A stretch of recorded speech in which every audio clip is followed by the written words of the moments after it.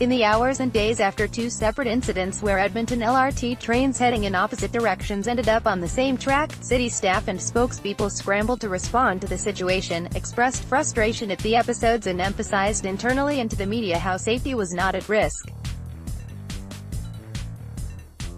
Read more. Councillor calls Metro LRT delay boondoggle after leaked report documents obtained by Global News through a Freedom of Information (FOI) request provided behind-the-scenes glimpse of how the city of Edmonton reacted to the situation affecting the problem-plagued Metro line back in November. Global News received 323 pages of internal and external emails for the week following the November 11, 2017 events. The first incident happened at around 6:30 a.m. when a southbound train entered a northbound track at the Metro LRT station. The southbound train ultimately stopped approximately 56 meters from the other train.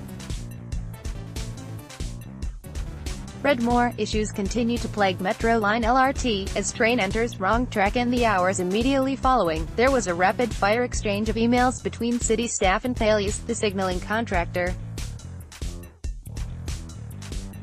Then, more managers and directors were looped into the conversation. The emails revealed city staff discussing that there had been a problem with the trains, that Thales may want to collect information, and the city receiving confirmation that the trains were in fact deadlocked on the track. Read more. By the numbers, 7-year saga of Edmonton's much-delayed Metro Line LRT, it has been determined that the train routing was unusual and incorrect, said a Thales vice president. Roughly 2 hours later, the documents show some frustration among city staff as they learned a second train entered the wrong track at the same LRT station. Eddie Rabar, ETS branch manager, just called me. Apparently it just happened again at 2 p.m. Same scenario. Train had to be backed up. PFFFTTT, wrote a branch manager for LRT delivery. That feeling appeared to worsen as staff learned that there had been a third incident, which was not disclosed to the media that day. The emails reveal that, later that same day, the gates at 106th Avenue would not activate when a train attempted to leave the Metro LRT station, and it is not clear what caused this to happen. This was the second incident of its kind in less than 2 weeks. Related, Edmonton's Metro LRT line under speed restriction after crossing arm inexplicably lifted, apparently 2 more incidents on top of the one early this morning.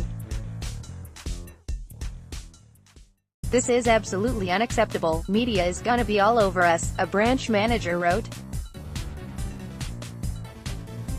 Furthermore, the documents reveal how city and Thales staff wanted to emphasize how safety was not affected during the incidents and how there were no delays as a result of these incidents. In both cases, train routing occurred which caused a deadlock situation, preventing either train from moving to the next station.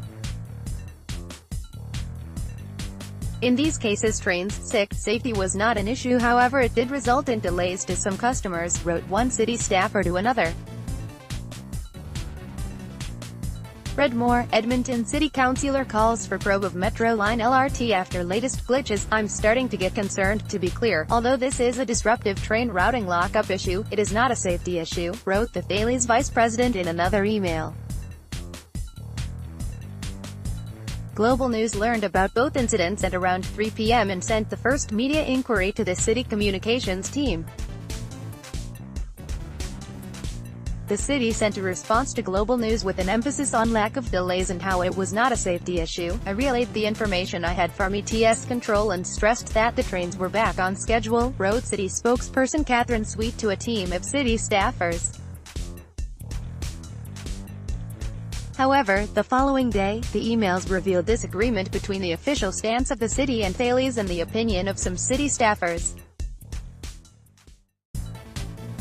Read more. New measure put in place after 2 track signal failures at Metro LRT station. Let's just get it fixed. There was quite the saga yesterday. The Global News article you read pretty much covers it. Basically, there were 2 instances where a train was routed into an occupied track.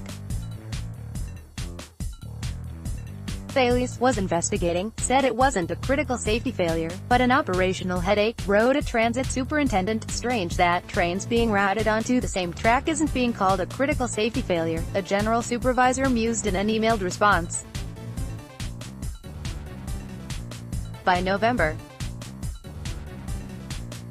13, the situation appeared to escalate as the possibility of city action on the Metro line loomed. There is a very high potential of council dealing with a motion tomorrow to shut down the Metro line. We are not able to explain a system that we rely on Thales to get right, wrote a branch manager to Thales. We are looking to find an expert to try to explain your system and the issue to council for tomorrow. From my perspective, all that we have to calm the issue in the public realm is the fact that we have human operators on the trains. Read more. Metro line sees 49 safety-related incidents in 2 years of operating. Report that same day. The documents reveal confusion over whether what happened on the tracks was a human or system error. There are several emails spanning the course of 2 days showing city staff, outside consultants and Thales representatives trying to clarify who or what may be held responsible for the errors that weekend. The emails show outside consultants stating it was scheduling or routing error, city staff attempting to better understand how to explain whether Thales or the city was responsible, and communications staff being looped in to include specific wording in mayoral messaging. It is only on November 14 that there is further clarification that the routing error was caused by the system. Later that morning, the communications team again internally emphasized the same talking points that had been distributed on the weekend. The messaging is the same as was supplied last week. The temporary Metro line slowdown is not impacting the train schedule. These deficiencies are quality issues, not safety issues, wrote communications advisor Tara Kongsrud. The November 11 incidents ultimately triggered a chain of events at City Hall. First, city councillors started to question the Thales signaling system. Then there was a bombshell revelation when city staff disclosed that the Thales signaling system is best suited for above or below ground mass transit, not ground level like the Metro line. Related, more questions about Edmonton's Metro line LRT following big reveal in December 2017. Council directed Thales to fix all issues by April 30, 2018, a deadline that has come and gone. Last week, the city served Thales with a notice of default under the contract. The company responded Wednesday, saying it is disappointed with the city's notice in comments made while speaking to the media. Global News asked the city to comment on the emails that were released and received a statement, which reads in part, "Our challenges with Metro line are well documented. There are many layers built into the LRT system including operators, the control room and signaling systems. Operating a safe and efficient LRT system is a top priority for the City of Edmonton." Global News also asked Thales for a response to the story and received a statement reiterating how safety could not have been compromised. By definition, this is not considered a safety incident. The statement reads, in part,